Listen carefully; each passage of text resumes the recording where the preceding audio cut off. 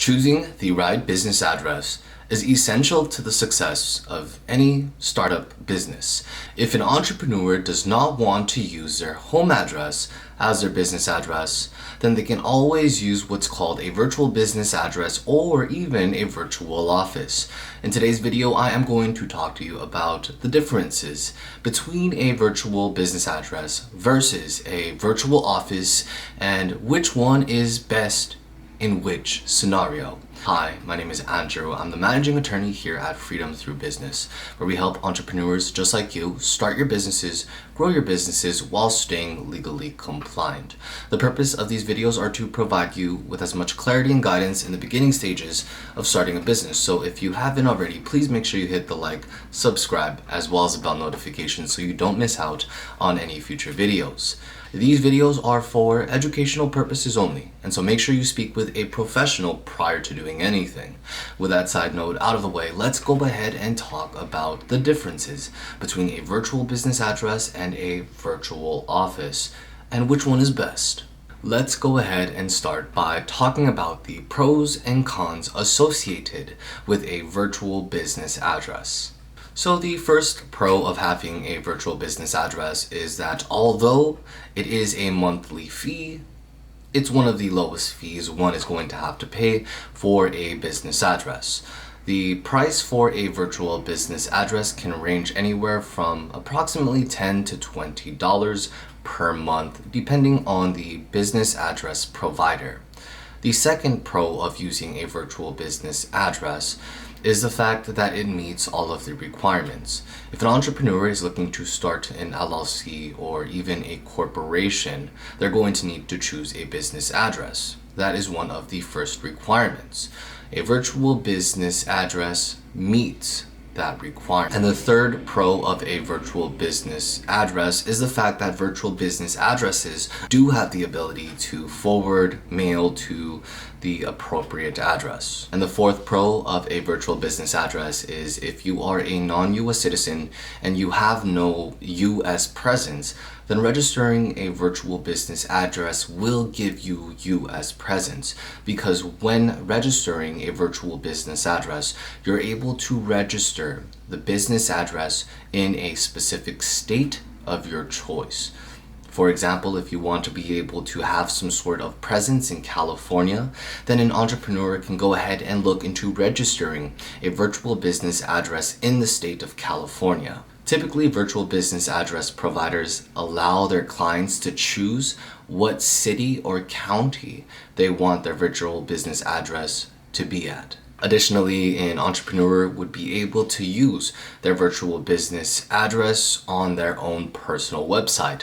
Typically, the address will be placed at the beginning, at the very top of the personal website, or at the very bottom of the personal website. But being able to post one's virtual business address that's located in the US, being able to post that on one's website does build trust and authority and credit. So we talked about the pros. Let's go ahead and talk about some of the cons associated with a virtual business address. Some of the cons associated with a virtual business address include the inability to professionally market one's business. And what I mean by this is if Google search is very important to an entrepreneur, and if the entrepreneur wants their clients or their customers to search their business on Google, and they want their business on Google to show up and appear and to show an image and to show a picture and to show a building, a virtual business address will not be good for this, because a virtual business address is just a little small store, hole in the wall, and it doesn't really provide that professional look, that professional appearance. Secondly, it is a monthly fee, and for some entrepreneurs, the $10 to $20 monthly fee amount could be a little strenuous. So depending on one's budget, this may also be a con. But hey, at least look on the bright side. At least the entrepreneur does not have to use their home address, and they're able to get some sort of US presence, which is important to some entrepreneurs. Another con of a virtual business address is, depending on the service provider, if an entrepreneur does not properly maintain their mail, then they can receive extra charges for storage fees that go past the typical limit provided. And what I mean by this is when mail is sent to the virtual business address provider, what happens is they will hold it there for example 15 days, 30 days. After those 15 to 30 days are over, they will then bring it to the long-term storage, which does cost additional. But assuming that an entrepreneur is on top of their mail, how a virtual business address works is very simple. Basically, business mail will be sent to the business address provider, the virtual business address to be specific. Once received by the virtual business address provider, they will notify you via email, or you can check it on one's account and you'll be able to see the mail that was received. And it will just be the front of the mail, but you'll be able to identify where the mail is coming from. Then you'll be able to choose what you want to do with it. You can either have them open it and then they can scan it in and you'll be able to read it online, or they can go ahead and forward it to the appropriate address. So you can give them your home address where you want the business mail to actually go, get sent to, get forwarded to. Additionally, one can choose to have their mail forwarded to the appropriate address, which could include a home address. And so with the pros and cons of a virtual business address discussed, let's go ahead and talk about a virtual office. One pro of having a virtual office is the ability to professionally market one's business. And what I mean by this is, if Google search is important to an entrepreneur, if they want something like this to appear when their business is searched, then they're going to want to highly consider a virtual office, because a virtual office not only provides very similar services to a virtual business address, including mail forwarding, mail receiving, mail scanning, etc., but a virtual office also has the ability to provide public marketing imagery. And what I mean by this is, when an entrepreneur's business is searched on Google, they'll be able to have an image appear of a building, which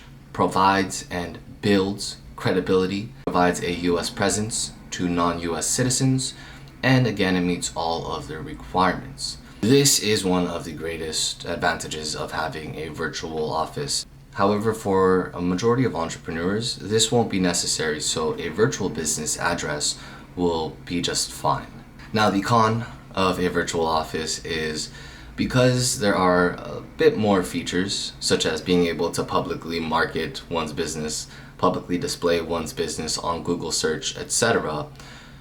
One of the cons is that it is going to be more expensive. A virtual office can range anywhere from $50 to $200 a month or more.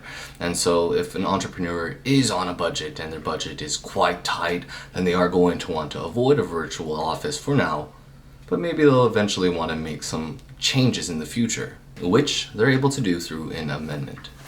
If you happen to have any questions about anything that I talked about in today's video about the differences of a virtual business address versus a virtual office, then go ahead and make sure you click the link down below, where you'll be able to book a free call with a professional who can help you better understand whether to choose a virtual business address or to choose a virtual office. If you happen to enjoy this video, please make sure you hit the like, subscribe, as well as the bell notification so you don't miss out on any future videos. It's time to invest in yourself.